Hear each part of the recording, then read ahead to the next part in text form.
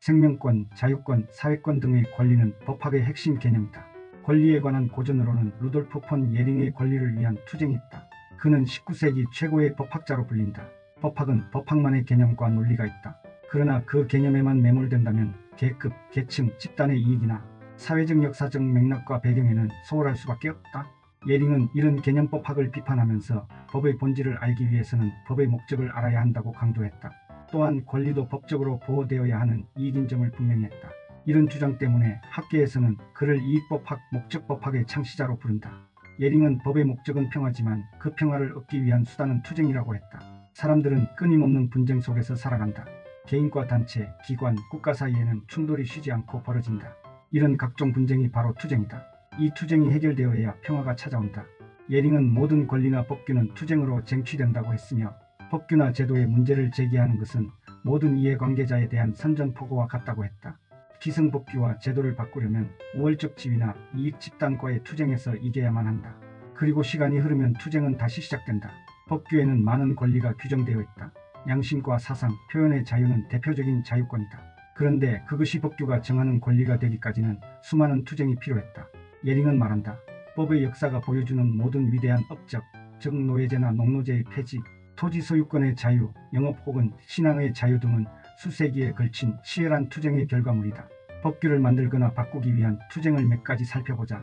우선 마틴 루서 킹 목사가 중심이 된 미국의 흑인인권 운동이 있다. 그는 1968년 백인 우월주의자의 총에 맞아 37세의 나이로 숨을 거두었다. 이와 관련하여 인권운동과 살해사건을 다룬 영화 미시시피 버닝이 좋은 참고자료가 될 것이다. 투표권을 위한 영국 여성들의 투쟁도 처절했다.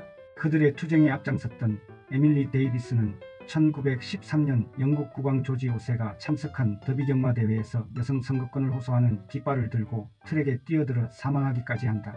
영화 서프러제트가 이 문제를 다뤘다.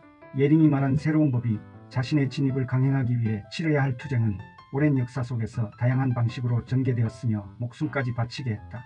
자신의 권리가 침해되었다면 개인은 어떻게 해야 할까? 자기 권리를 위해 저항할 것인가요? 아니면 권리를 포기할 것인가? 저항한다면 평화가 희생될 것이며 포기한다면 권리가 희생된다. 현실적으로는 소송의 이익보다 비용이나 부담이 크다면 포기하는 경우가 대부분이다. 그런데 예링은 그런 경우라 하더라도 소송을 제기하는 경우가 있음에 주목한다. 먼저 예링은 서로 척박하고 쓸모없는 땅이라도 빼앗긴 민족이 그것을 되찾기 위해 투쟁하지 않는다면 결국에는 자신들의 땅을 모두 빼앗길 것이라고 말한다. 예링은 소송물의 가치가 미미하더라도 그것이 인격과 인격적 법 감정을 침해한 경우에는 싸워야 한다고 했다. 그것은 도덕적인 자기 보존의 명령이며 공동체에 대한 의무라는 것이다. 또한 예링은 권리 침해에 대해 개인이 느끼는 도덕적 고통은 직업에 따라 다르다고 했다. 예를 들어 장교는 명예를, 농민은 노동과 소유권을, 상인은 신용을 가장 중요하게 생각한다는 것이다. 예링은 법과 권리를 위한 개인의 투쟁과 관련해 영국인과 오스트리아인을 비교했다.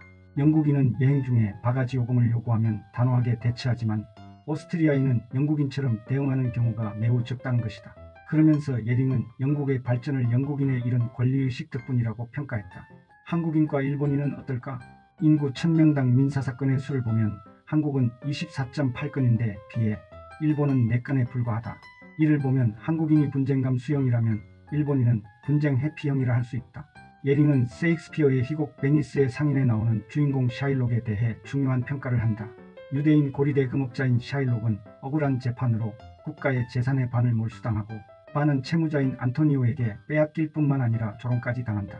예링은 나는 법률을 요구한다라는 샤일록의 말을 인용하면서 샤일록의 권리를 인정하지 않는 그 재판을 두고 베니스의 법률을 무너뜨린 것이라고 비판했다.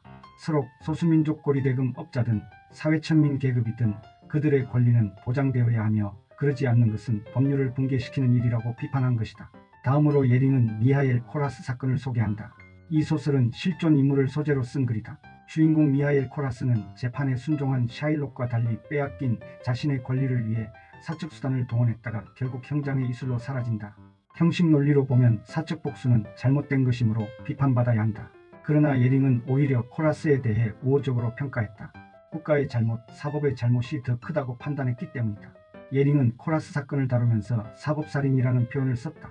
인간이 참아야 하는 어떤 불법도 관원이 스스로 법을 파괴함으로써 범하는 불법보다 크지 않기 때문이다. 통렬한 비판이다. 최근 우리나라에서도 온 국민이 번영이 목도하고 있는 가운데 법관의 사법살인이 일어나고 있는 것은 개탄할 일이다. 친위 쿠데타를 일으킨 윤석열 전 대통령을 풀어주었을 뿐만 아니라 재판에서 여러 특혜를 주고 있는 지기현 판사의 최근 행태는 언젠가 반드시 그 책임을 엄중하게 물어야 할 것이다. 예링은 자기 권리를 지키기 위한 시민의 투쟁은 자신의 이익을 지키는 것일 뿐만 아니라 공동체를 위한 의무라고 말했다. 그는 어떤 민족이 사적 생활에서 자신의 권리를 어떻게 주장하는지를 보면 그 민족이 유사시에 자신들의 정치적 권리와 국제법상의 지위를 어떻게 방어할지 알 수 있다고 했다. 또 그는 그런 점에서 사법이야말로 국민 정치 교육의 진정한 학교라고 주장했다.